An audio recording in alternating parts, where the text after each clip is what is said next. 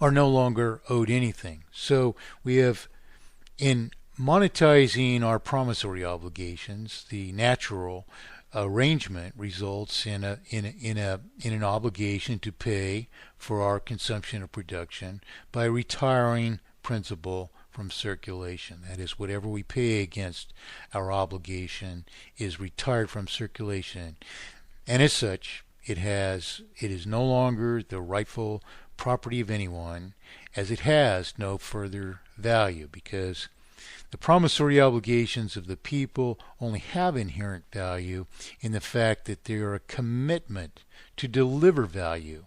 Once the commitment is fulfilled, no longer, of course, do they have any inherent value whatever. So we have a falsified unemployment rate, and yet the White House, probably begrudgingly, is admitting here that they're expecting unemployment rates to stay this high at least through 2012.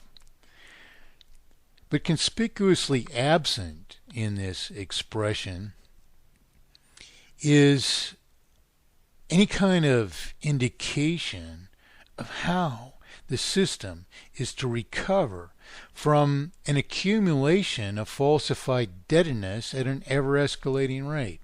As I wrote and intended to explain to the Obama administration in the proposition of mathematically perfected economy that I provided the 2008 Obama campaign, which papers were returned without even opening the certified delivery return receipt requested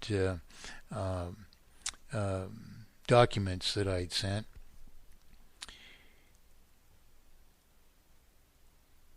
The Obama administration was apprised inherently, therefore, that it would accumulate, as every administration before it has, more debt than any president before.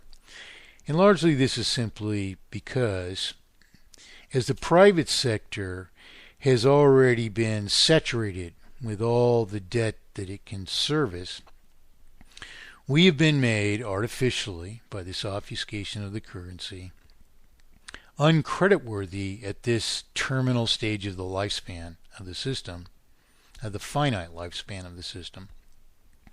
We've been made artificially uncreditworthy to assume further debt as yet remains necessary to sustain or continue sustaining a vital circulation. Therefore, this has necessitated federal overspending.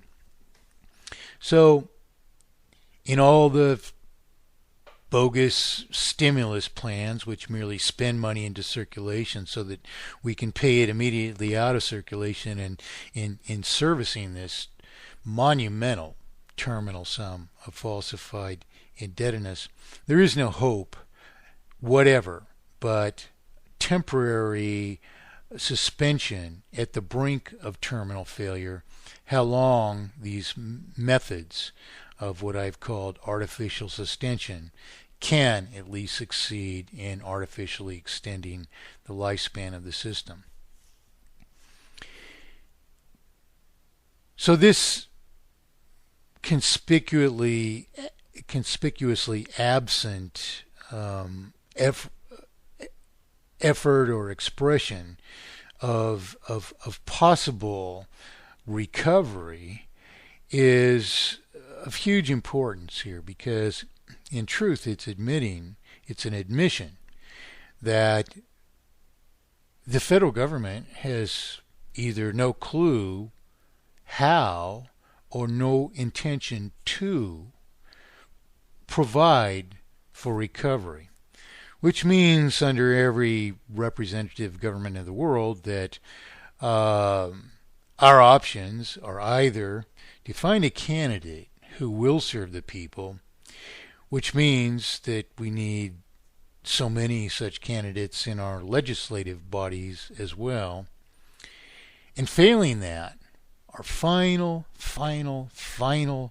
possibility of ever restoring rectitude is merely that we, the people, understand our problems in sufficient numbers that we stand undefeatably for rectitude, which of course is what I've been proposing is our only alternative, largely because, as I've explained many times, I've presented an irrefutable proposition of mathematically perfected economy to every sitting president since and including Gerald Ford, and to most of the presidential candidates as well. And we are going to give examples here shortly of recent propositions which I've provided, recorded propositions to the candidates.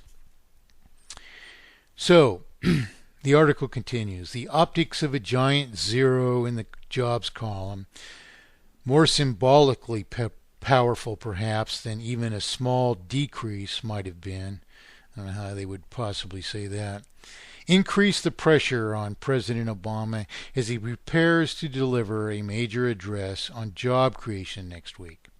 On Republicans, who have a starkly different approach to an economic revival, and on the Federal Reserve, whose policymakers have been divided over the wisdom of using its limited arsenal of tools to get the economy moving again. Well, this expression is loaded with hypocrisy.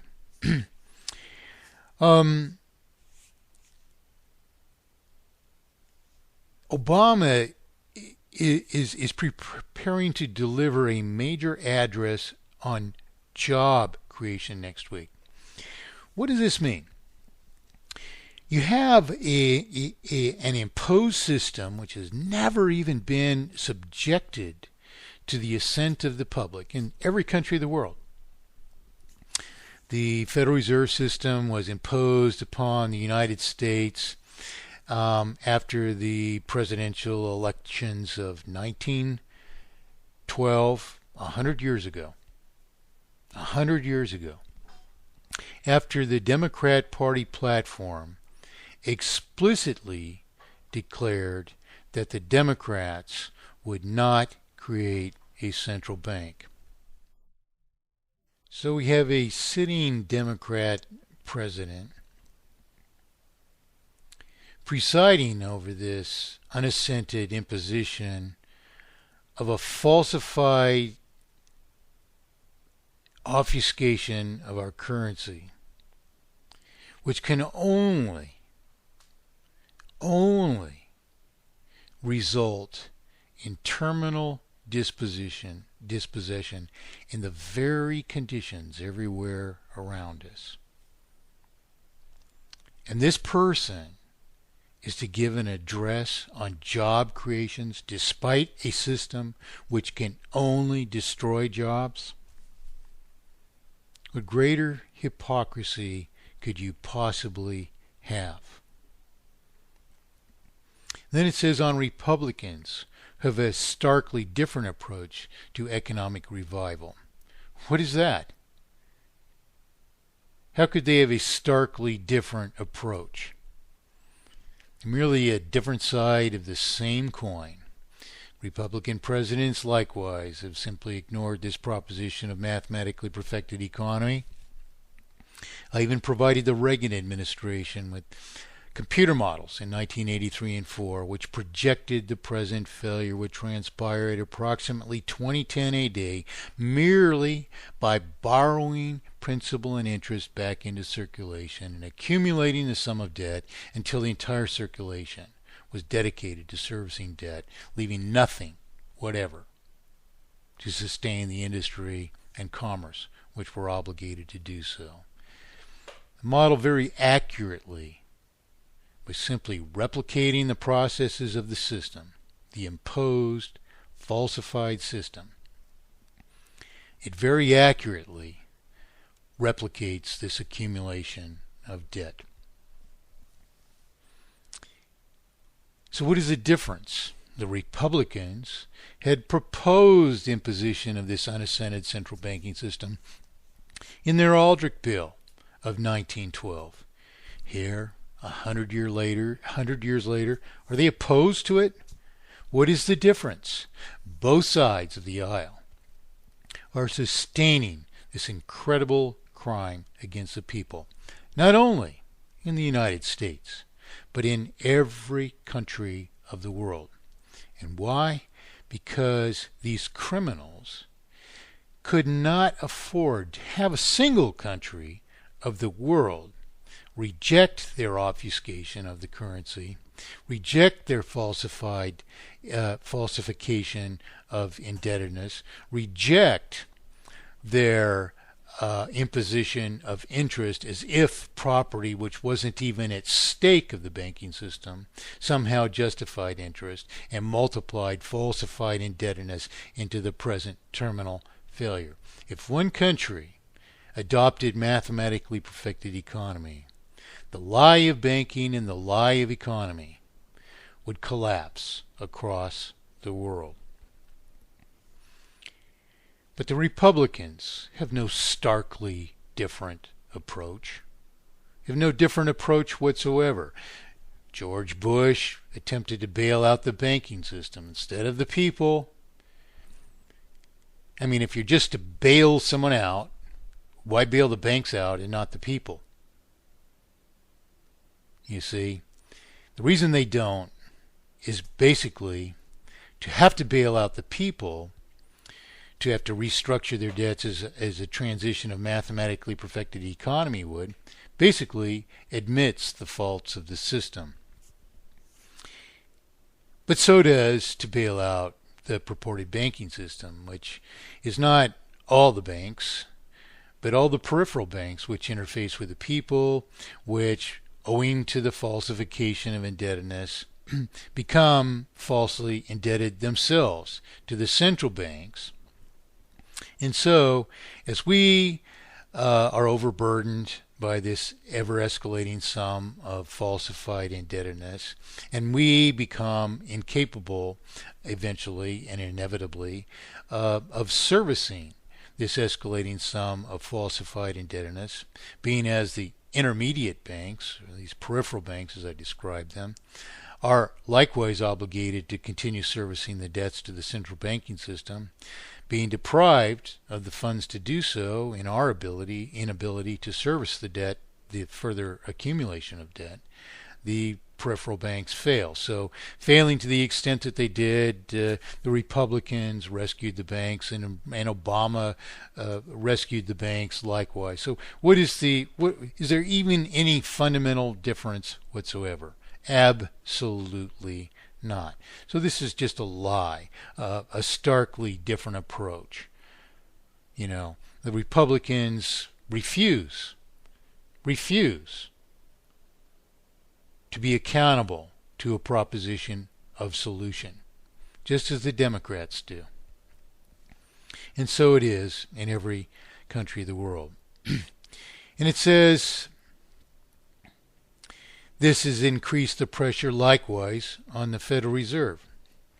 Well, in truth, there is no real pressure on the Federal Reserve. The Federal Reserve banks are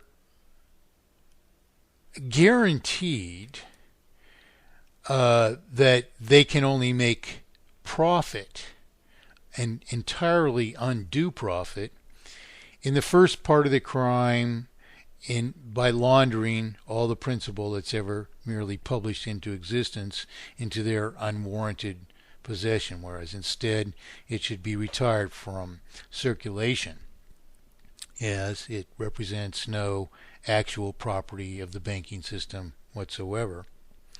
And in the second crime of multiplying that falsified indebtedness perpetually by interest, as we are forced to maintain a vital circulation by perpetually borrowing principal and interest we pay out of the circulation back into the circulation, which increases the sum of falsified indebtedness perpetually by so much as periodic interest on an ever greater sum of debt.